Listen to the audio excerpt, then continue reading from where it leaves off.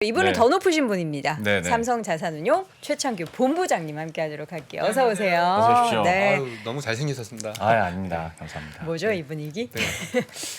저한텐 그런 말씀 한 번도 안 하셨는데. 근데 잘생겼다는 표현은 여자분에게 쓰기에는 좀 그렇지 않습니까? 왜요? 좀 잘생기셨어요.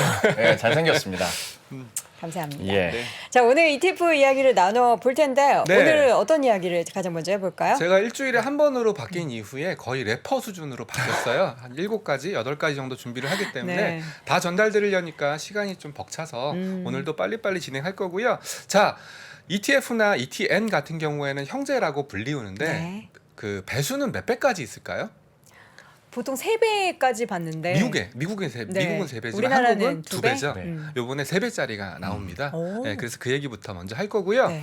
그리고 최근에 로봇 산업, 물론 테슬라 휴머노이드가 발표된 이후에 로봇 산업에 대한 관심이 많아서 조만간 또 로봇 ETF가 상장할 예정이거든요. 그래서 제가 한 가지 팁을 좀 드릴 거예요. 이 로봇 ETF는 어떤 종목을 담게 될 것인가, 이거에 대한 팁을 좀 드릴 거고요. 네. 그리고 이제 각 지수를 개발하는 회사들, MSCI와 같은 네. 이 회사들이 최근에 어떤 지수를 개발하는지를 보면은 투자 트렌드를 간접적으로 읽을 수 있으니까 그것까지 쭉 말씀을 드릴까 합니다. 네. 예. 재미없으시죠? 아니요, 재밌습니다.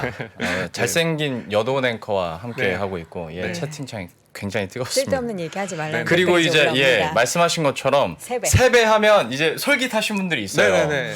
우리나라에 네. 아니 근데 너무 이게 티나는 거 아닙니까? 아, 채권 그래서- 시장 몰리니까 이게 또 3배 이렇게 나오고. 자, 화면 잠깐 띄워주시면요. 제가 이제 보통 원고를 한 4시, 5시 정도 돼서 준비를 하는데 시간 혹시 보이시나요? 예, 시간이 4시 18분에 나온 어우, 네. 정말 따끈따끈하네요. 예, 굉장히 따끈따끈한 기사고요. 네. 자, ETN은 증권사에서 발행하는 ETF다. 증권사의 신용으로 발행하는 ETF다 보니까 만기가 있고 노트, 채권 형태로 발행되지만 ETF와 거의 유사하다. 세제라든지 모든 부분이 다 유사하다라고 보시면 되는데요. ETN 시장이 아무래도 ETF에 비해서는 좀 많이 여류해 있어요. 네. 예, 증권사에서 발행하는 상품이다 보니까 뭐 LP도 그 해당되는 증권사에서 전담을 하게 되고 그리고 홍보라든지 저처럼 이렇게 방송에 나와서 이렇게 마케팅을 하는 친구들이 없기 때문에 ETN이 좀 여류해 있고 그러다 보니까 ETN 쪽에 약간 베네핏을 줄 수 있는 그런 정책들을 쓰는 것 같고요. 여기서 3배짜리 한국에서는 플러스 마이너스 2배짜리만 가능하고요. 그리고 3배짜리도 코로나 이전에는 논의가 좀 됐었어요. 그렇지만 상한가가 30%지 않습니까? 네. 3배짜리를 만들어 버리면 경우에 따라서 상한가나 하한가를 기록할 경우에는 원본 손실이 발생할 수 있어서 그렇죠. ETF 쪽에서는 3배짜리는 뭐 원칙적으로 안 되는 건 아닌데 상장 심사를 하게 될 경우에 3배는 좀 이제 승인이 안 나는 상황이거든요. 그래서 ETN 쪽을 좀 약간 좀 베네핏을 주고자 하는 그런 생각에서 좀 채권형 ETN에 한해서 3배짜리 ETN을 허용하겠다. 아무래도 채권은 금리가 예를 들어서 한 1% 정도 오른다. 네. 뭐 이런 경우는 잘 없지만 그러면 듀레이션에 가중해서 수익률이 변화가 되기 때문에 주식처럼 뭐 30% 오르고 30% 떨어지고 이런 일은 없거든요. 그래서 채권형에 한해서만 3배짜리 플러스 3배짜리 또는 마이너스 3배짜리 ETN을 허용해 주겠다. 요게 한 꼭지고요. 네. 그리고 한국에서는 1배, 2배, 3배 이렇게 딱 떨어지는 배수만 있는데 기사 잠깐 보시면 0.5배. 예, 변동성 같은 경우 빅스 많이 들어보셨죠? 네. 빅스 ETN도 있는데 이런 빅스 같은 경우에는 0.5배 너무 변동성이 크니까 그래서 1배보다 좀 작게 그리고 1.5배 2배, 2.5배 이렇게 소수점 배수까지 허용을 해준다고 해요.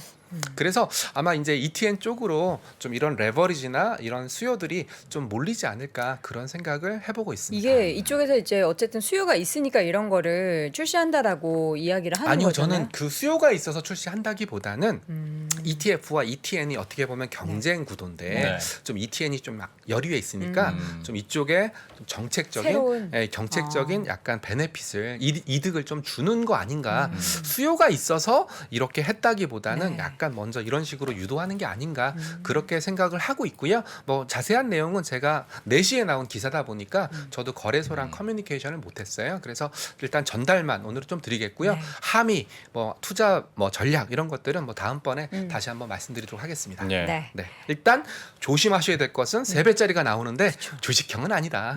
네, 채권형만 네. 플러스 3배, 마이너스 3배짜리 나온다. 그만큼 여앵커님께서 말씀하셨던 것처럼 지금 시장은 채권이라든지 워낙 금리가 많이 올라와 있는 상황이니까 이쪽으로 쏠려 있다 말씀드리겠습니다. 테슬라 이 로봇을 네. 가지고 오신 이유가 뭘까요? 아, 제가 로봇 산업이 낯설지가 않아요. 혹시 그 김앵커님 4년 전에 3년 전에 4차 산업혁명 기억나시나요? 그럼요. 그때 얘기 많이 그때 들었죠. 로봇이 등장했었어요. 네. 실제로 그때 4차 산업혁명, 로보틱스 그러면서 상품도 이미 있어요. 근데 최근에 다시 뜨고 있는 이유가 뭔가 생각을 해봤더니 유진투자증권의 양승윤 애널리스트한테 물어봤거든요. 아무래도 테슬라가 하니까. 그렇죠. 네, 테슬라가 옵티머스. 하니까 이 산업이 잘 될 것 같다라는 생각을 했었고 또 3년 전, 4년 전 한국에는 로봇 산업하는 회사가 없었거든요. 그렇지만 최근에는 뭐 카이스트 교수님이 창업하신 그런 기업들이 또 한국에서 또 휴머노이드를 만들면서 한국에 또 K 로봇 산업이 뜨고 있기 때문에 네. 이 두 가지가 딱 그 맞으면서 한국의 로봇 산업이 뜨고 있는 거다라고 생각을 하고 있습니다. 네. 자, 화면 잠깐 띄워주시면은요. 네.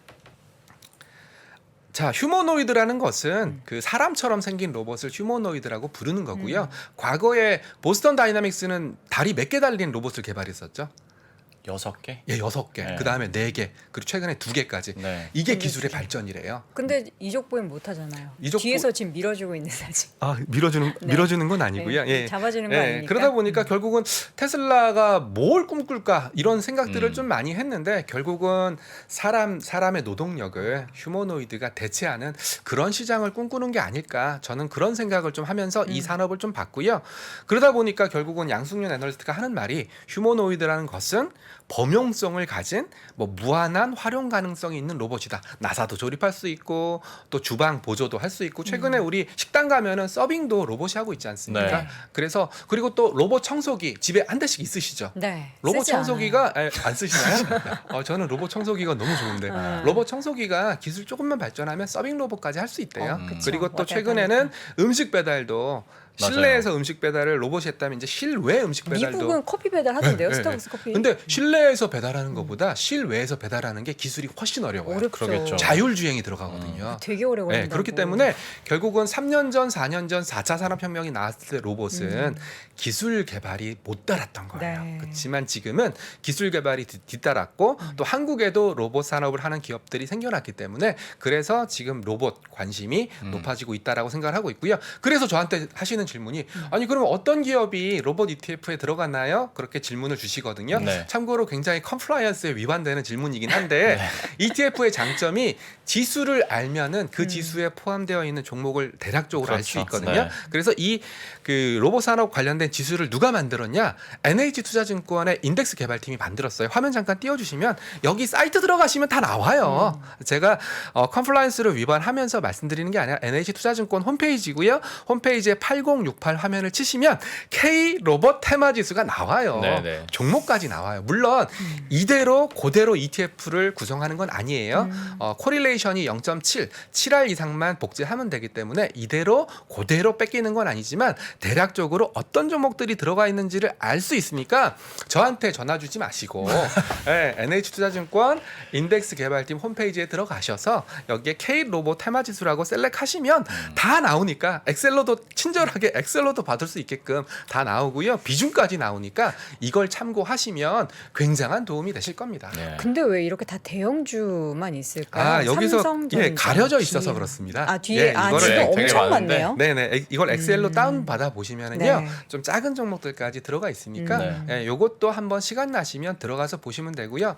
참고로 모든 한국에 상장되어 있는 모든 ETF는 기초 지수 또는 레퍼런스 지수가 있어야 되거든요. 참고로 미국은 없는 ETF들도 있어요. 네. 액티브 ETF에 대해서는 미국은 기초 지수가 없는 ETF도 있지만 한국은 규정상 지수가 반드시 있어야 되기 때문에 종목을 알고 싶다. 그러면 먼저 지수를 발표하거든요. 네. 그 지수에서 홈페이지를 가셔서 그 해당되는 지수를 찾아보시면 메솔로지라든지 구성 종목 전부 다는 안 보여주겠지만 대략적인 구성 종목은 다 보여주니까 그렇게 찾으시면 됩니다. 네. 로봇 그리고 네. 로봇과 관련된 지수까지도 한번 네. 살펴봤고요. 다음으로 주주가치 지수 이건 뭡니까? 네, 그래서 이제 제가 하는 김에 모든 한국에 있는 지수사가 이제 NH증권 있고요, FN 가이드 들어보셨죠? 네. FN 가이드 있고요, 한국거래소 있고요, 그리고 최근에는 언론사가 지수 사업에 뛰어들었어요. 맞아요. 한국경제신문 쓰고 있는 지수 네임이 뭐죠? 한국경제신문.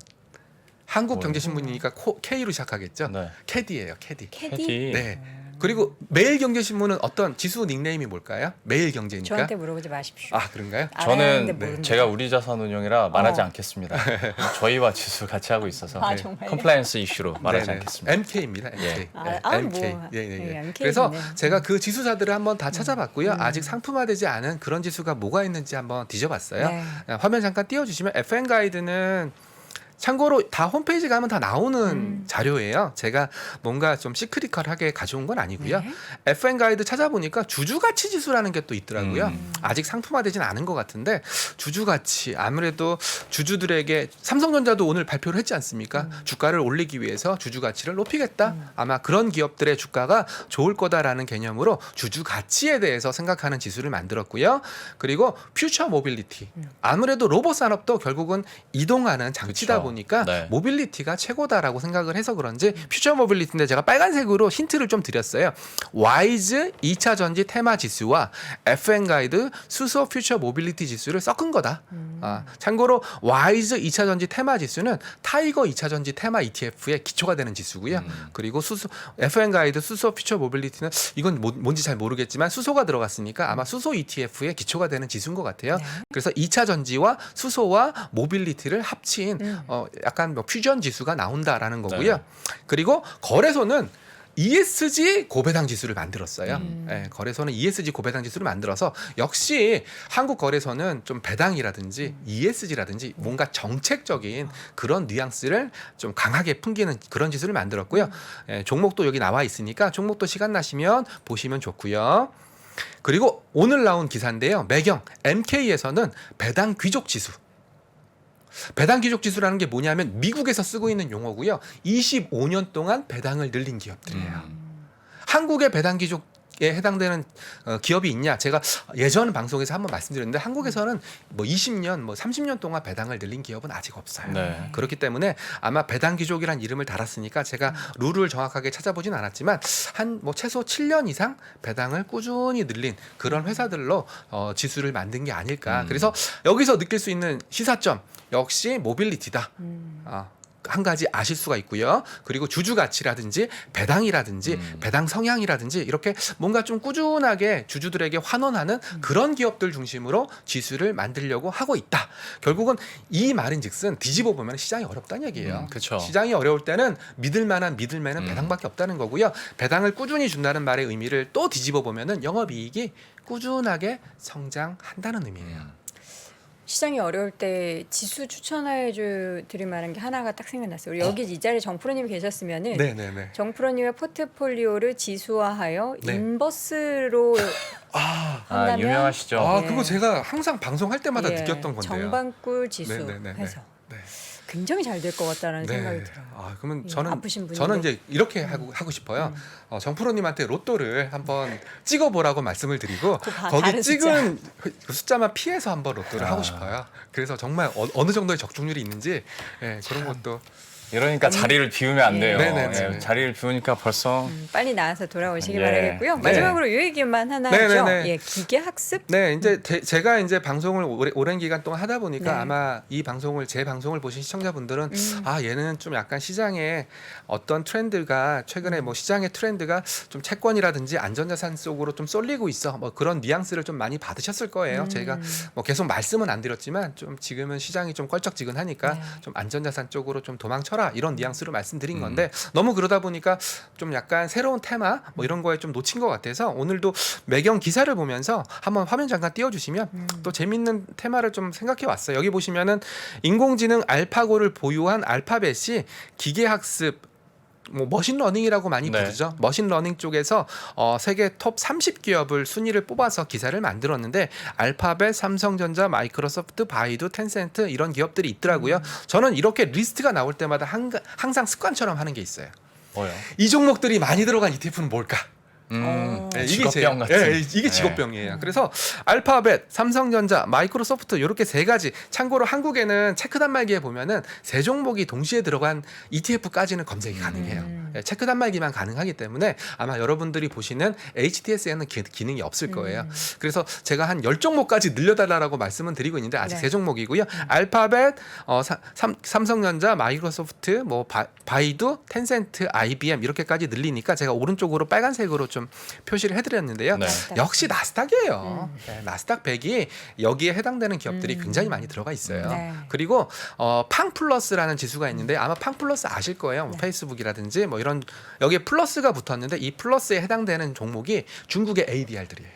네, 그래서 바이두라든지 텐센트가 팡플러스의 플러스에 해당되는 기업들이어서 나는 뭐 머신러닝 쪽 기업들 아직 뭐 ETF가 없지만 머신러닝 쪽 기업들을 좀 많이 담고 싶어 ETF로. 네. 그럴 때는 뭐 나스닥 100이나 뭐 팡플러스나 이런 쪽으로 접근하시면 되고요. 그리고 나서 또 없을까 찾아보니까 글로벌 인공지능 산업이라는 ETF가 있더라고요. 예, 여기서 제가 회사 이름은 말씀 못 드리겠지만 글로벌 인공지능 산업이라는 ETF도 있고요. 그리고 여기에 들어가 있는 머신러닝이 계속 반복적으로 말씀드리지만 자율주행 그러게요. 거기랑 연동이 돼요. 그래서 글로벌 자율주행엔 전기차 그리고 글로벌 메타버스 테크 요런 ETF들의 요 머신러닝 관련된 기업들이 많이 들어가 있으니까 요것도 뭐 재미삼아 한번 보시면 좋을 것 같다라는 생각에서 가지고 와봤습니다. 알겠습니다. 네. 자, 오늘도 정말 짧은 시간 네. 래퍼로 빙의하셔서 네. ETF 시장 소식을 쭉 전해주셨습니다. 네. 오늘 이 시간 삼성자산운용 최창규 본부장 함께했습니다. 고맙습니다. 네, 감사합니다. 최근에 이제 매크로 경제 환경에서 가장 많이 나오는 얘기가 이제 인플레이션이죠. 이 매크로 경제라는 게 우리 일상생활에서나 아니면 투자에서나 굉장히 큰 영향을 주는 게 맞는 것 같습니다. 매크로 경제에서 가장 중요한 게 금리, 환율, 물가 이런 거거든요. 금리가 높을 때 유리한 기업이 있고 금리가 낮을 때 유리한 기업이 있을 겁니다. 환율이 높을 때 유리한 기업이 있고 환율이 낮을 때 불리한 기업이 있을 겁니다. 유불리를 논하면서 같이 그 기업에 대한 분석을 하거나 투자를 하는 게 조금 더 도움이 되지 않을까요? 상반기 최고의 베스트셀러 인플레이션에서 살아남기. 지금 서점에서 확인하세요.